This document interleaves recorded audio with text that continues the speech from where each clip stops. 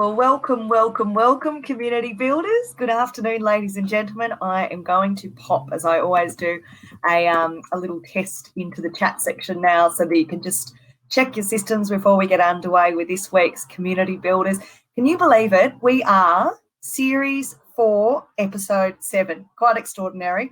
And we've got a wonderful story for you today. A really fantastic character who has really reinvented his community. In fact, if you ask anyone about this town, they immediately say, and they talk about the business we're going to talk about today.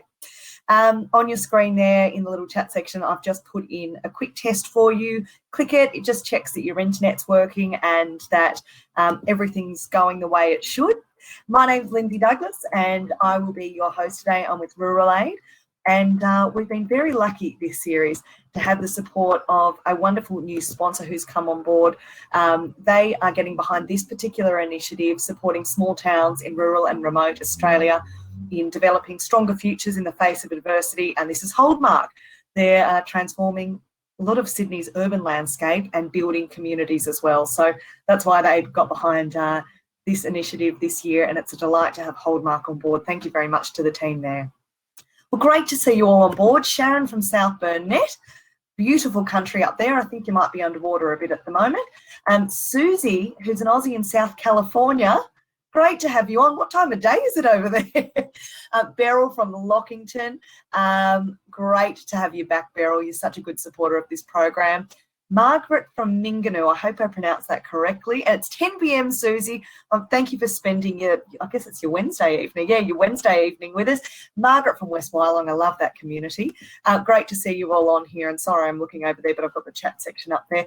You've had lovely rain, but nothing damaging. Well, that's the best thing you can ask for. Trina from Rollaston. Adam's back. Fantastic to see you. Kirsten's back from Denmark and Europe. Great. So, Kirsten, you will have seen all over the news half of the east coast of Australia is underwater at the moment.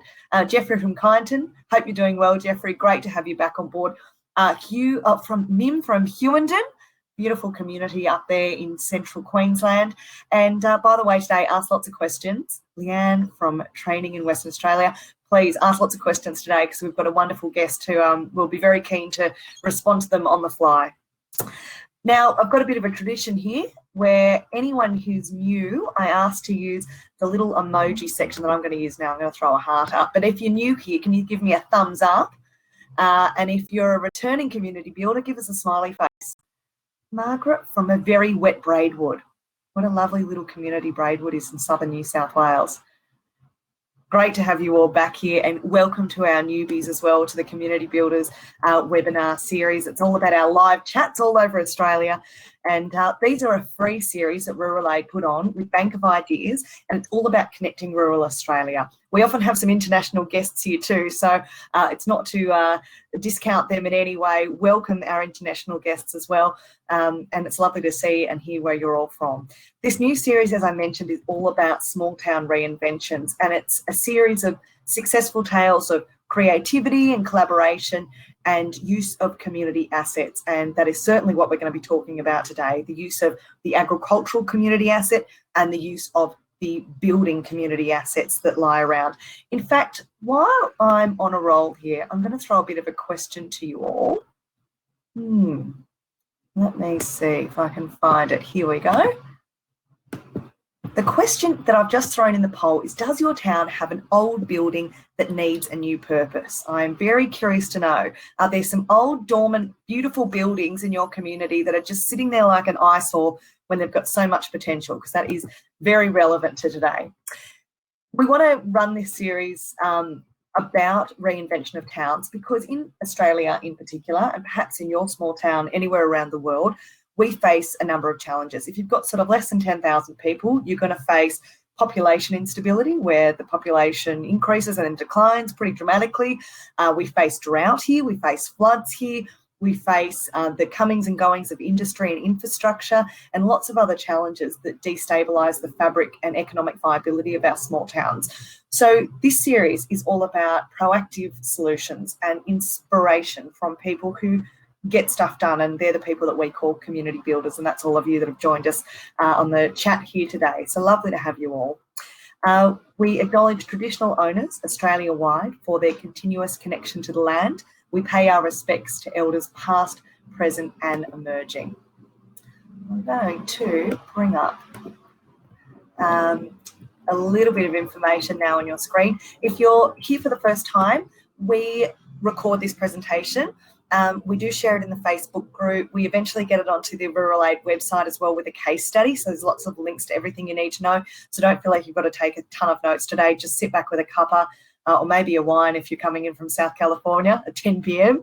And just relax and enjoy this program. And please interact, use the chat section to ask questions. And we look forward to another wonderful session here today. Well, you can see on our screen that we are going to be talking today about the entrepreneurial value that local agricultural products can add to the reinvention of a small town. We've had wonderful sessions on the local ag show, on using walls as art, on local power and energy initiatives, making the most of assets in your town. But today's focus is about entrepreneurial value in the agricultural sector. Each of you will know this next fellow that I'm going to introduce, Peter Kenyon of Bank of Ideas, who over 35 years has assisted over 2,000 communities with their community building initiatives and programs.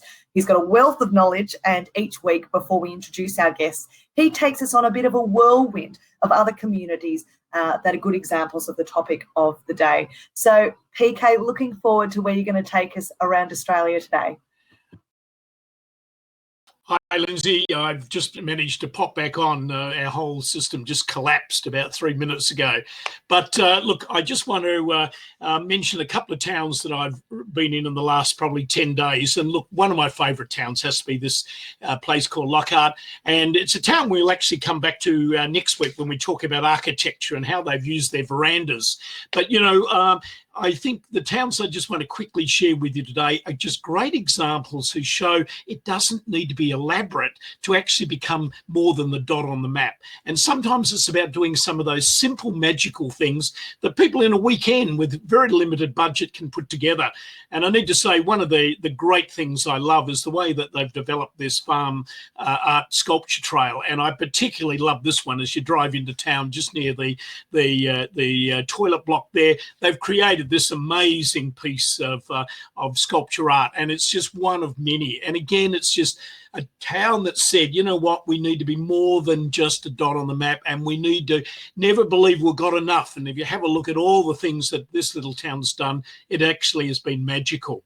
On the way up to Lockhart, I'd love driving through Mathura. I hope I pronounced that right. But again, something very simple. Here's someone in the town in a very prominent position wanting to particularly highlight issues around breast cancer and decided to create the bra fence. Well, not only has it put that issue on the map, it's actually become a real attraction on the main highways you drive through. And I am just stunned at how many people have kind of like get caught up with that. You can imagine the stripping that goes on there when people are kind of like leaving behind their bras, but it's just amazing. It's fantastic. And yet again, it's just something for people to talk about and kind of like show what's actually possible in terms of it. And then I drove on to Lillooquin and I couldn't help but notice the sign, you've got to stop, the home of the famous Aussie meat pie. I had to go in and I said to him, you know, how come you have the famous Aussie meat pie? And they simply said, well, we needed something. We just made it up. And you'd be amazed how many people like you who wander in because they think they have found the ultimate Aussie meat pie. And I thought, you know what? Signage can actually also be part of that first impression, that attraction, that thing to kind of like get us to stop, that thing to kind of like get us to kind of like stand out. And to me, I just thought that was kind of like an interesting, kind of like simple initiative. Our businesses have got to think outside the box, use a bit of humor, think about kind of like doing things a little bit kind of like different. And finally, Lindsay, I want to just share with the town I was in just a few days ago, and that's a town in WA called Busselton. Many of you would know this is the place with, at one stage, and it could still be, the longest jetty in the Southern Hemisphere. Part of it was actually wiped out through a cyclone that came down the coast over 20 years ago. They've restored it, and boy, this is a town that has just so embraced tourism. It's a town that sits in the shadow of another town up the road, a mere 30 minutes away is the famous Margaret River. And here's a town that's needed to kind of like put itself on the map. And above all, it recognises it's got magnificent beaches, it's got this jetty, it's got this foreshore. How do we just start to enhance that? And what I particularly love is the way that they've developed this amazing foreshore playground area. You know, playgrounds don't need to be bland. They don't need to be boring. And here's a great example of a town that has really invested and built around what it sees as its unique attraction and its attachment to the sea and to the jetty and to shipping and whatever. The other thing I love about this town is that as part of this foreshore development, they recognise, you know what, we can simply provide space on weekends for people who've got a good business retail idea, and what they've done is they've constructed these very attractive little mini containers, and on weekends in particular and major events and holidays and whatever, people actually hire this and use this as kind of like an outlet. And again, I thought, you know, how simple, how you can just begin to foster that entrepreneurialism and support that entrepreneurialism within your town. And today, that's what we really want to talk about with our special guest and this amazing town called Junee. Again, I drove through this not long ago, and again, to just see the sign, it gives you a sense that this is a different type of town. It's an amazingly attractive town, got some of the most beautiful architecture you can imagine. Look at their railway station, look at some of the pubs there and whatever. But this is certainly a town that is really built upon its heritage and using a lot of that heritage building infrastructure they've got. And within all of that, along comes a local farming family, you know, a connection to the region and the town going back over 100 years. And they purchased this 1935 old factory, the old mill in the town. And it's what they've done. And obviously many of us know Junee because of this particular kind of like attraction. And at the heart of that is this amazing character who I had the privilege of meeting 16 years ago when we wrote a book on emerging rural entrepreneurs. And I had the pleasure of meeting and getting to know this amazing character by the name of Druce, who decided, as someone passionate about organics and as a local farmer, you know what, there's another asset we have in the town. We've got this. And through that, he has created one of the best known regional tourism attractions we've got. And today is about listening to his story.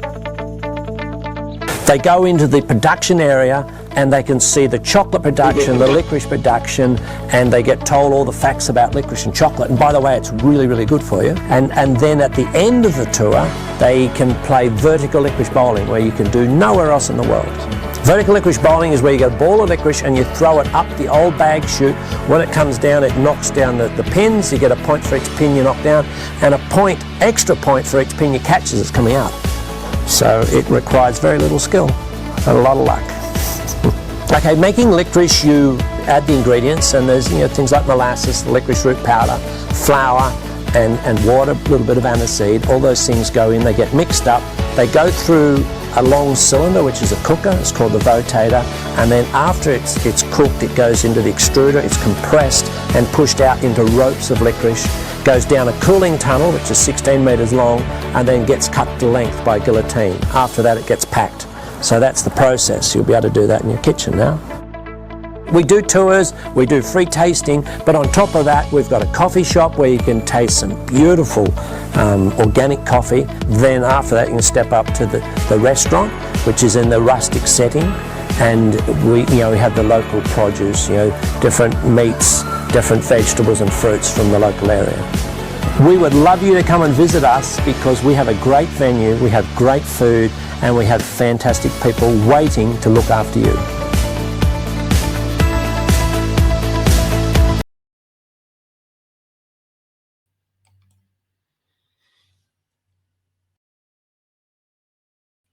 So, the Junee Licorice Chocolate Factory. Are you there, Neil? Can you pop on and begin by perhaps just sharing the story with us of how this all happened? You're part of a family, Neil, that goes back to this region over 100 years. You're well known, you know, in the country as one of the earliest farming families to really embrace organics. But you've moved into value adding, and part of that was to create this amazing initiative that now is one of the premier regional tourism attractions in Australia. Can you tell us the story about how it all happened? Yeah, for sure. Look, in 1962, my father, the family farm, he decided to turn it organic. And back then it wasn't actually called organic, it was called weird farming, but it set us on a good path, a path where by the late 90s, in 1998, we were able to buy the flour mill in Junee very cheaply, a derelict building. And the idea was to do value adding, get the produce from the farm and to turn it into something else. So we started with flour, and I didn't know what to do next. I tried pasta and a few things, and then someone said, well, why don't you do licorice? And I thought that was a silly idea, but he told me it's 30% of licorice is wheat flour, and that's when it started making sense. So in 2001, we put the licorice factory in, and then someone else had to suggest, why don't we put chocolate around the licorice? And so in 2003, we did that. So that was the beginning, and we obviously were renovating the mill. And every time we put production in, we put it in so that people could see in and they could sort of understand the process. So that was the beginning, Peter. Yeah.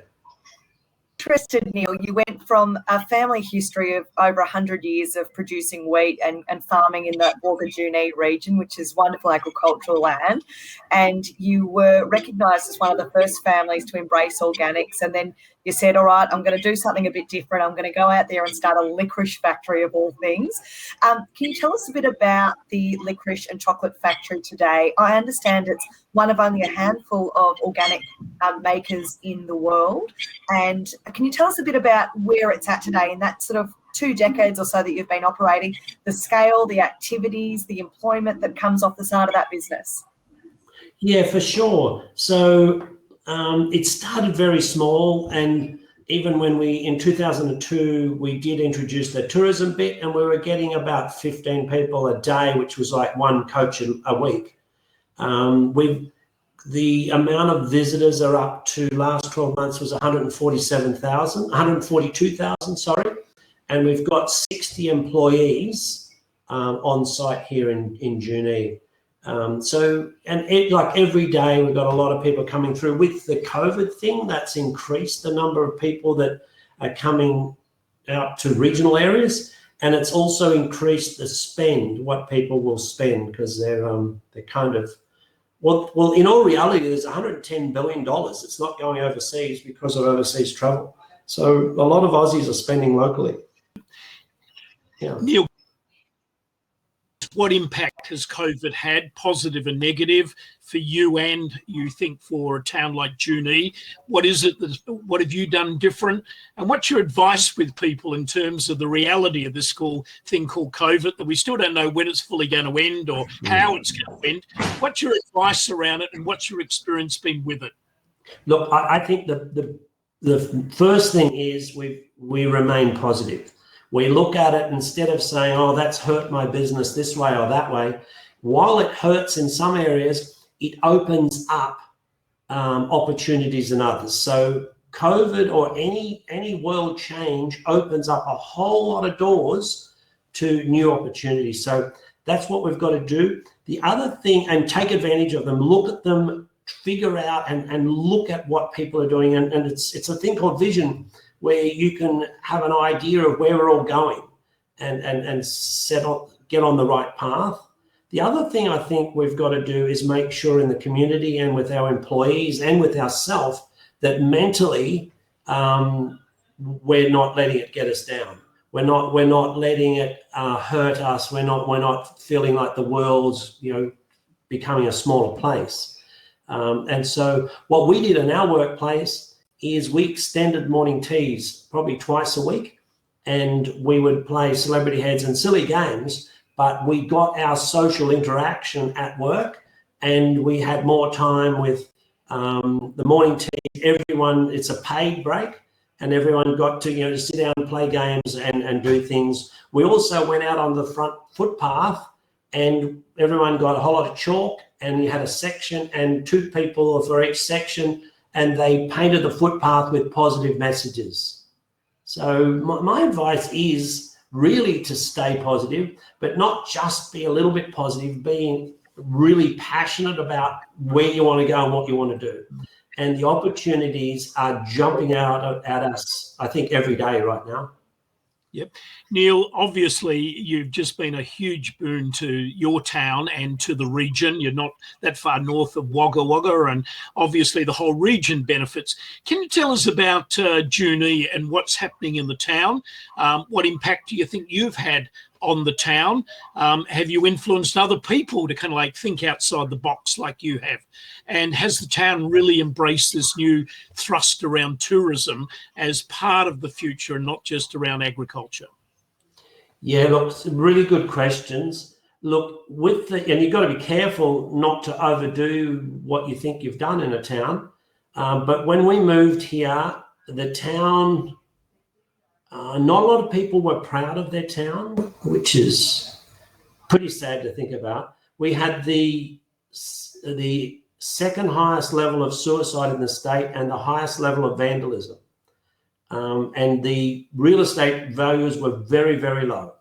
So you could buy a house, the building and land, you could buy for $17. I remember one went for that in 1998. By 2006, we had the highest increase in real estate values in all of Australia. We beat Sydney. I think the percentage increase in 2006 was 32% and Sydney was on 29%. So that was good. We also did notice slowly that town pride increased, and with the town pride, vandalism decreased.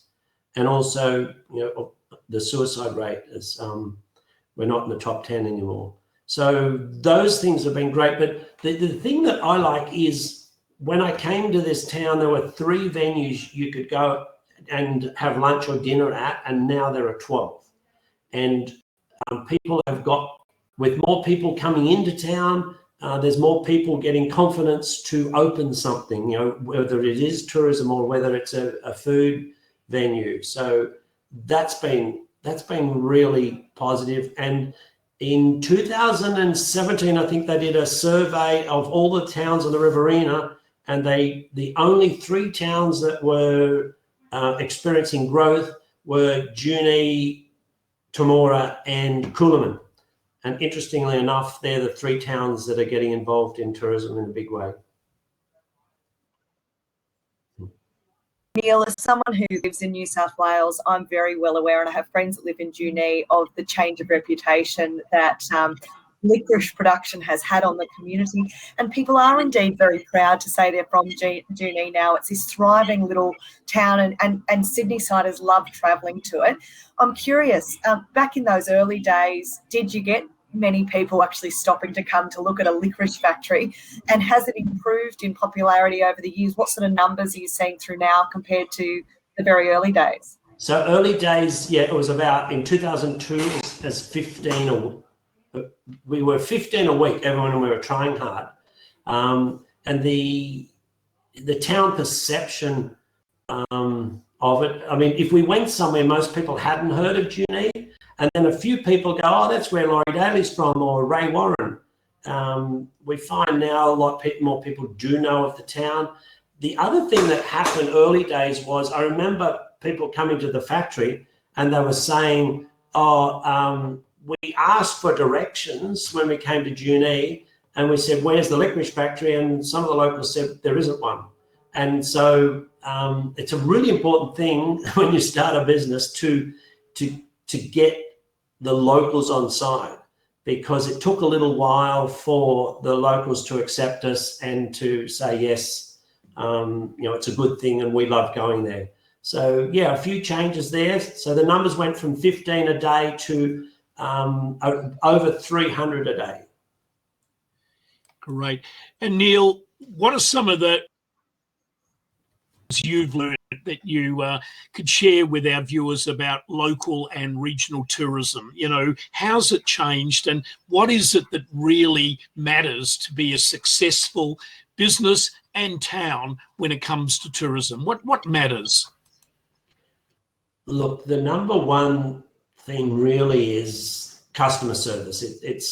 You've got to make that customer feel really good, and it's about the ambience and the atmosphere when they get there.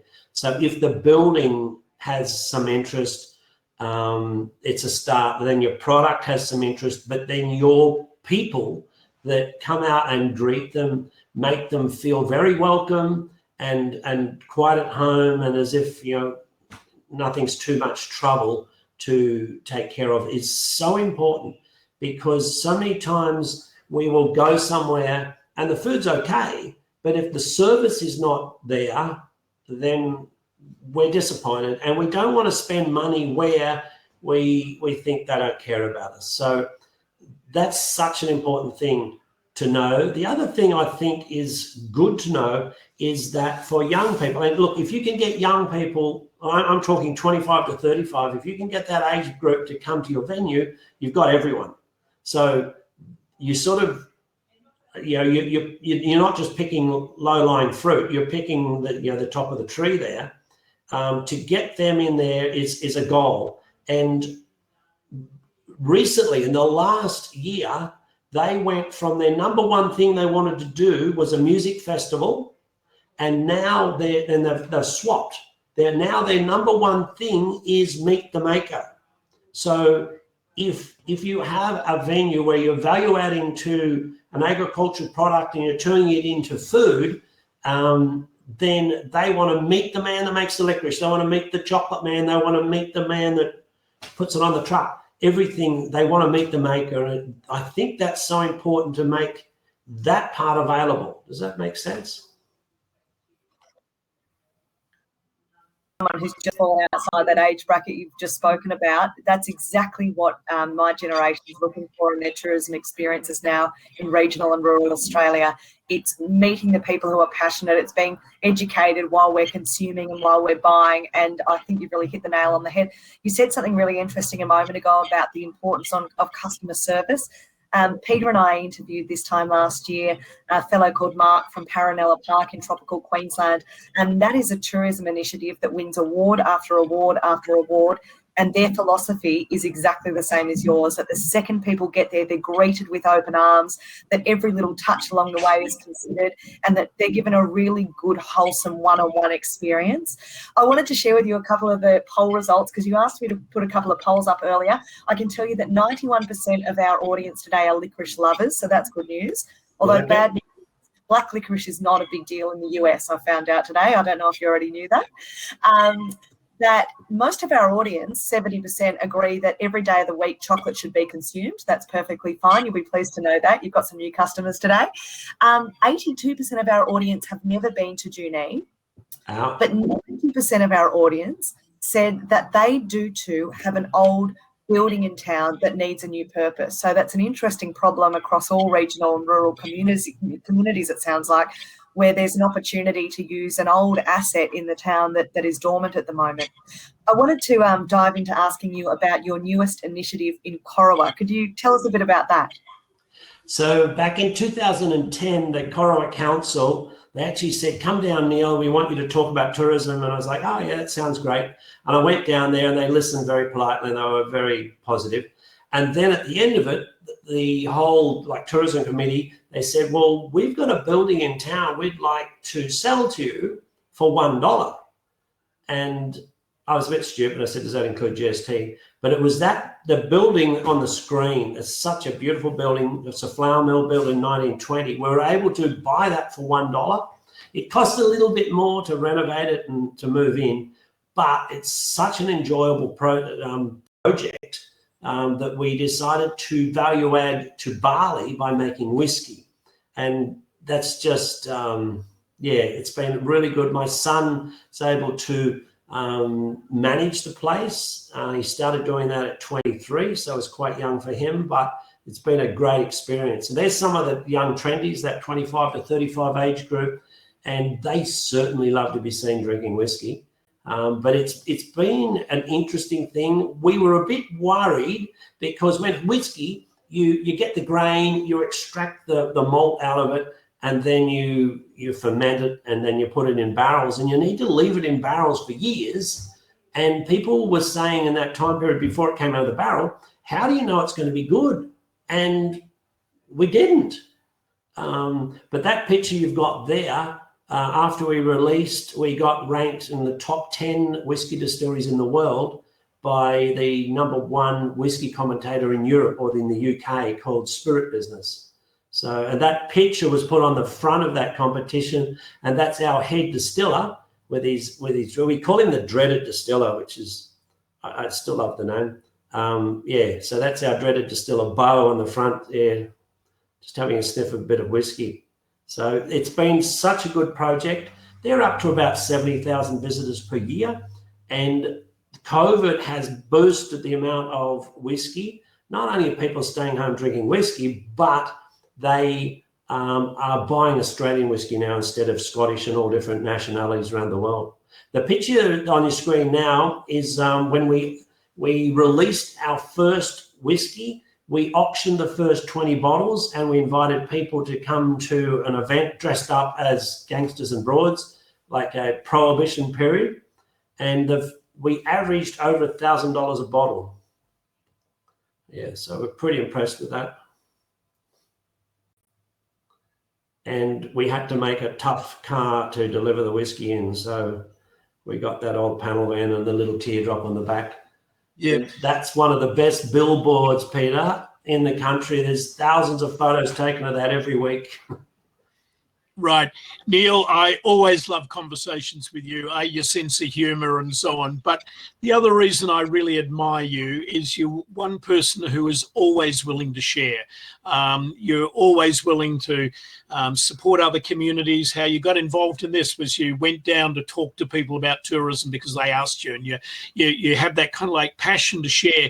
But one group you really care a lot about is supporting young entrepreneurs and encouraging people to explore entrepreneurship as a career choice.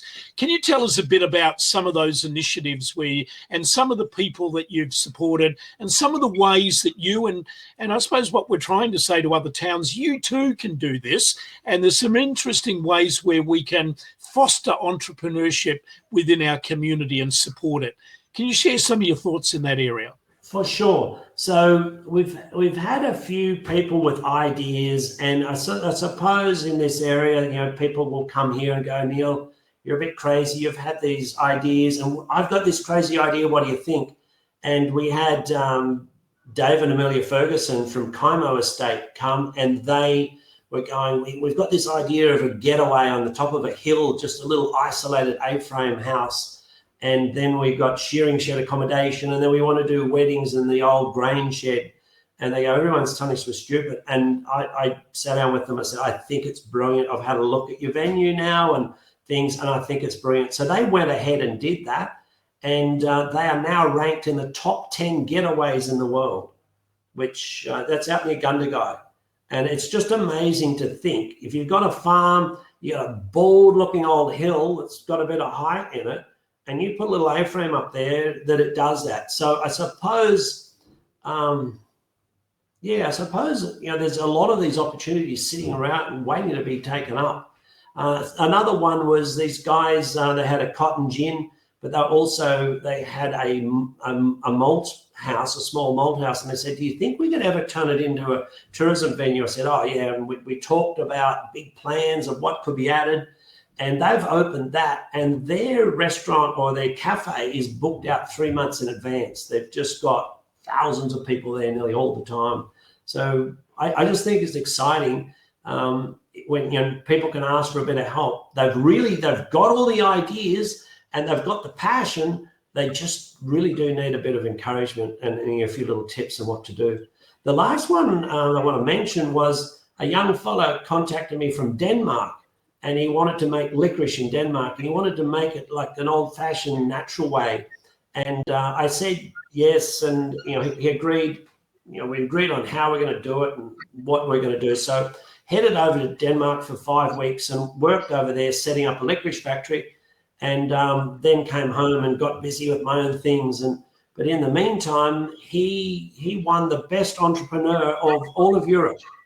And the crazy thing that got me, I didn't mention this before, when we got there, I hadn't bothered to ask how old he was. He was 23 years old. and he did a, good on Denmark for doing this, but he did a business course, and because he did so well in the business course, the Danish government gave him $5 million and said, start the business of your choice. And he went from there, and it's probably the number one. It's Licorice by Johan Brulau, and it's in my mind, it's the best licorice in all of Europe. Yeah. And Neil, you're involved. You're in schools and school kids. I think you're even running a garden, aren't you, at the mill and so on. Can you tell us about your involvement with young people locally, and what is it other towns could do to kind of like wrap themselves around their young people? You know, we've got young people now wanting to stay, come back to their town, not necessarily in the search of a job, but in the search of an entrepreneurial opportunity where they may provide jobs for others. What is it our towns can do, and what are you doing trying to foster and support your local young people?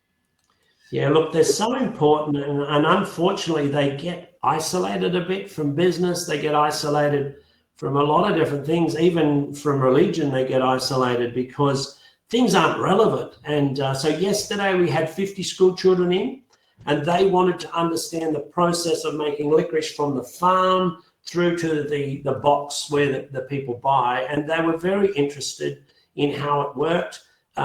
We do a bit of planting with them. We plant something, and the times before we would plant garlic, and then we go to the wood-fired pizza oven, and the children would make a garlic pizza. So they understood the smell of the plant through to the product being made. The interesting thing for me, Peter, was that 50% of those school children had never planted a plant before.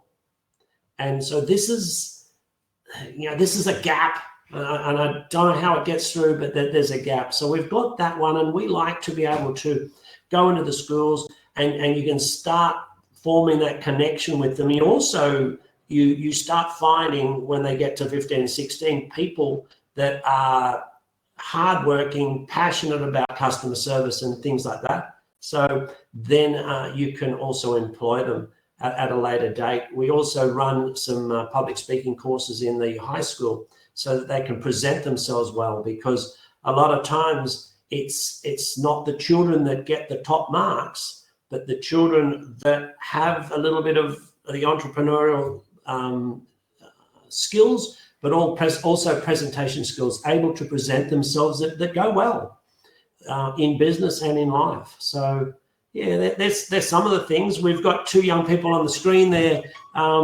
As for people, customers, we like to be able to provide interactive chocolate. Now, you can see the freckle that little girl's made. It's the ugliest freckle on the planet, but she's very happy with it. Mum's happy with it. She made it. She's got chocolate on her face, on her hands, on her dress, but it's interactive, and those children will keep coming back and making those freckles. And a freckle making experience, it rates above most experiences that young people can do.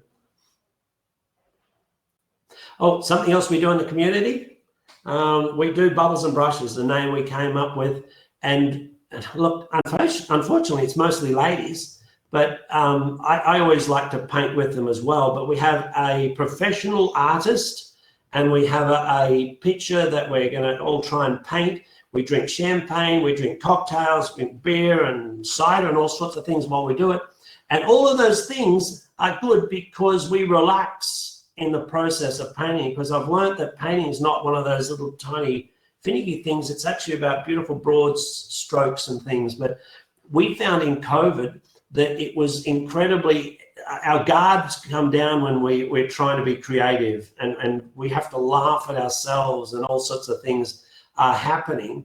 And there's bonds, and at the end of it, people have had a really good experience in connecting with others. So we love the bubbles and brushes. We also do brush calligraphy. We do wreath making, all sorts of things where people can come to the factory and see it as a community gathering spot. We do wood-fired pizza evenings as well, where we make the pizzas with the guests, and then we have live music as well. So things like that we find are really good, especially in the COVID time period. Yeah. Neil, we've had a couple of questions from the audience. One was that someone just wanted you really to quickly recap about the shearing shed story. So you just missed a bit of that. And secondly, your relationship with local council. Have they been supportive of what you're doing? And any tips on working effectively with your local council? Look, well, I'll attack the local council thing first.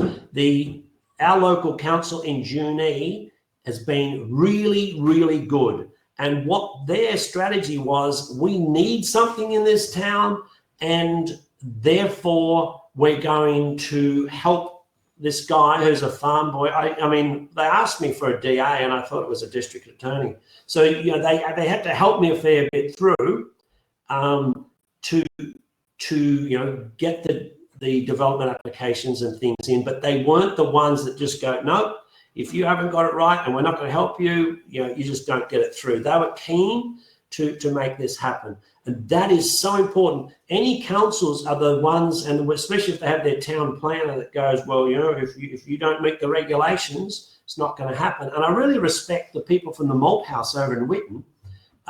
They worked with their council, and the council were a little bit like, oh, wow, this is going to be difficult. You want to build a lake, you want to build this, you want to build that. And the guys from the Malt House, and good on them, they said to council, well, that's your problem. We're going to build this. You make sure it's legal. And I really am impressed with that. And I think councils have got to start, you know, working with the communities to make these things happen, because if they don't, when we look 10 years and 20 years down the track, they're going to be the towns and they're going to be the council areas that no one wants to visit because it hasn't developed. You had another question, sorry. Oh, good. Can you hear me? Yes, I can. Oh, good. Look, I wanted to understand, we've talked a bit about the major social changes that have occurred in Junee over the period since the factory's been in existence and since the business has been around. How does the community feel now? Is it are you attracting a different demographic to the area? And what do you think Junee will look like in 10 to 20 years' time? Is there momentum behind what you've started? Are there other businesses coming up around you? Does Junee have a positive future? I really believe Junee does have a positive future, and there is a momentum. Exactly what it'll look like, I don't know, but it's way more positive than where I believe it was heading. And there's a lot of people on team now. And to be honest, the council really it's got a bee in its bonnet about developing the town in tourism and its appearance and you know, bringing people in. The local Chamber of Commerce, it's got the same thing. And now the Chamber of Commerce, we put on a Christmas street party and do those things for the town. It's got a really good feel about the town. It's got a really good spirit. I can only see it getting better. And I think with the COVID, the rush of the flood of people that are coming out from the cities now because of COVID, we're sitting in a good position, along with Coolman and Temora around us, to take advantage. And now's the time. I suppose the grants are out there as well, where people can apply for grants up to $10 million per business to develop something. So no longer are they the $20,000 grant where it costs you as much to apply for the grant as to get it. But you know, there's some significant help there that it's going to be good. Yeah. Neil, I wonder. Yeah, we've just put up a couple of photos there. One is your new trainee, Sam, and then the previous one, I was wanting you to comment that you gave us this picture, taking time to blow bubbles. Can you tell us about both of those slides? Yeah, for sure. So the guy holding the piece of paper above his head is Sam, and he's a volunteer trainee. Now, the way this started was Sam is part of a special school. He has Down syndrome, and they had venues that they were allowed to go to, and the Junee venue was not on the list. But Sam was being brought here, and this was the venue, was the first place that Sam ever ate anything. He was fed intravenously, and it's the first place that he felt happy enough to eat. And now he's gone on to where he went on to where he'd order food, he'd order a cup of tea, he'd eat his scones, and all sorts of things. And his carers said, look, what they actually found out, his father, Sam's father, brought him out here one day and didn't realise Sam had been here. And Sam knew everyone and was wandering around telling him everything. And he realised that he'd certainly been. So we applied to have Sam as a trainee and got approval. And so every Tuesday, Sam comes to the factory. He greets people. He likes to play games with the people sitting down having coffee. He loves Duck, Duck, Goose. And look, I'd say 99.5% of the people just love Sam because he's so happy all the time. And we certainly love Sam. We tried him out a few times as the door greeter, and he did like jumping up from behind things and scaring people more than greeting them. But it was all, I laugh very hard every time Sam comes to town. Now with the bubbles one, little girl was waiting to be filmed, and we just needed to spend a little bit of time sitting and blowing bubbles with a kid. I enjoyed it. I think I want more childhood in my life, but she certainly enjoyed the bubbles, and she's looking down because she loved watching them burst on the grass. But she's a little girl that comes to the factory quite a bit with her mum and dad, and we make a fuss of her and her mum and dad. And I think that idea of meet the maker thing works pretty well, let me tell you. Now that we travel out and about, we've got the chocolate car, we've got the whiskey car, and we've got the old teardrop, and we go to different events. That's a chocolate event in Sydney, obviously, and we go down there. That's the only vehicle allowed into the chocolatiers area, and we prepare chocolate and sell chocolate down there, and it boosts our sales, and then also boosts a lot of people that visit the factory. At the factory, we also hold, these people were holding the Junee markets down the street, and they used to have to get DAs and different things, and it was quite a nuisance for them. They had to get insurance, and they asked me, and I said, you can come and do your markets here, and we're happy for you to do it for free. And so once a month, they do the markets at the factory. The people that come that day, they get an extra bonus, and I feel like everyone's happy. Great. And Neil, when I interviewed you 16 years ago for the book, and let me say, within that book was also Lindsay referred to our friends in Queensland, Mark and Judy Evans. They were also within that same book. And I asked all of you, give us your success factors. So back there in 2005, these were the 7 factors that you put up. And I always was amused by that number 5 one, the thing luck. And as the book said, I just opened it today and it said your comments at the time were the harder you work, the luckier you get. And lucky opportunities don't come up if you're sitting in the corner. So do you still believe in those 7 things? Are they still the 7 that you would say were your success factors? Would you modify? Is there anything else you've learned that you would add to that? I absolutely believe in all of these, and I'm really impressed with myself for thinking of them. But the growing popularity of organics from 2000 to 2010, organics was the fastest growing section of the food industry. So that helped us. Vision and focus, like you've got to have that. You've got to have the vision. You've got to be able to see the future, even if the building looks old, even if windows are broken, even if it's never been done in your hometown before. You've got to have the vision of how it can happen.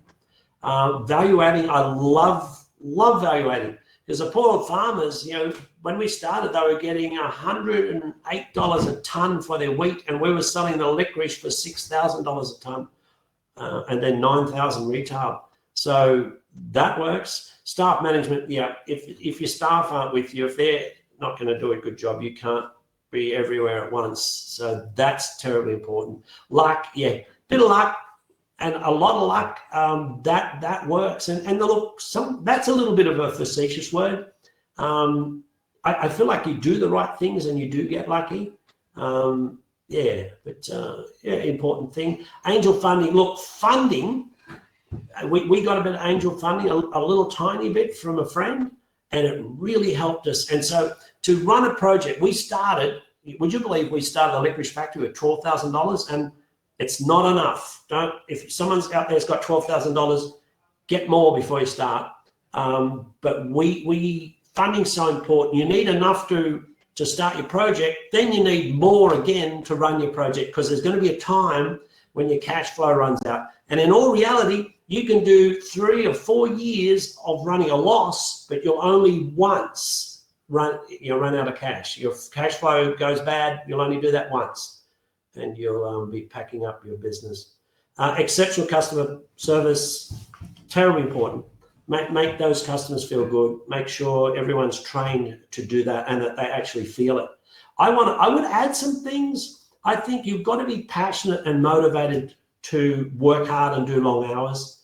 I think you've also got to be creative, and you add that creativity with the vision, and start divergent thinking not like everyone else, but you verge off the popular opinions and do something different. I think you've got to be persuasive. You've got to be able to persuade suppliers to look after you. You've got to be able to persuade staff. You've got to persuade customers. You've got to be persuasive. You've got to be flexible, where you can be all sorts of things. You've got to take on risk. There's another way. You've got to be comfortable with risk. And the last one I would add, you've got to make good decisions in the heat of the moment.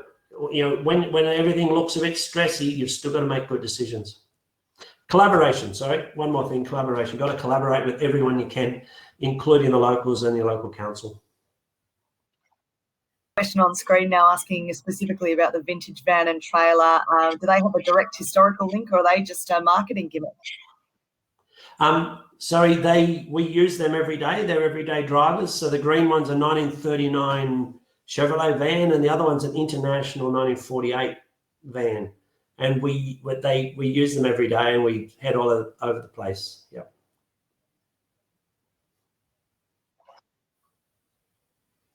This has been one of the most insightful and enriching examples we've had of a community builder, and you've just shared so much knowledge with us today around what has worked on your journey and what you think other communities need to be doing too, and the opportunities for farming as well. So much of what Rural Aid does is about helping farmers, but I think it's about that lateral thinking for agriculture as well. There are great opportunities for the next generation to think laterally about their produce and do something quite out of the box. So I'll see if Peter's got any further questions for you before we sign off for today. Thanks, Lindsay. The final question I want to ask you, Neil, is what's your advice to other communities on building upon their assets and value adding? I mean, A, you've taken a historic asset. B, you've kind of like value added. Everything you've done has been that local. You've done it from within. You've started with what's in, not what's out, and you've made a go of it. What's your advice to other communities to look with fresh eyes at their communities? Yeah, for sure. Look, everybody that responded today to the old buildings that could be repurposed, every one of those people in their towns, they have an opportunity to reuse that building for something. And my thought is, don't go with that easy option. Or there's a guy that collects bottles, let's open the bottle museum. Go a little bit deeper than that and try and make it interactive. Get someone with a passion for making honeycomb or anything, and help them set up, with that skill. We helped in Coolaman, where a guy was a cheesemaker, to set up a cheese factory.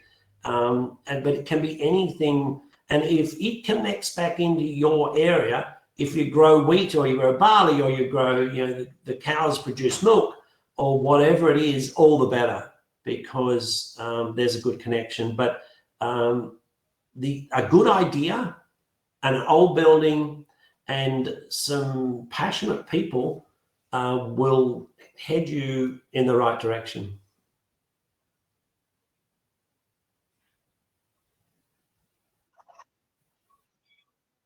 Because I was typing up that brilliant quote there. Good idea plus old building plus passionate people. That's a formula for success. We've got a bit of a tradition here on the Community Builders live chats where, because we can't actually applaud you and say, wow, what an amazing session, we have to do it with emojis. So we ask everyone in our chat to communicate their appreciation to you via emojis. And if you look over to the chat now, you'll start to see a proliferation of hearts and claps, and I think it's poppers going off and waves and all sorts of things. So that's us saying to you, thank you so much for your passion, your inspiration, and your time today.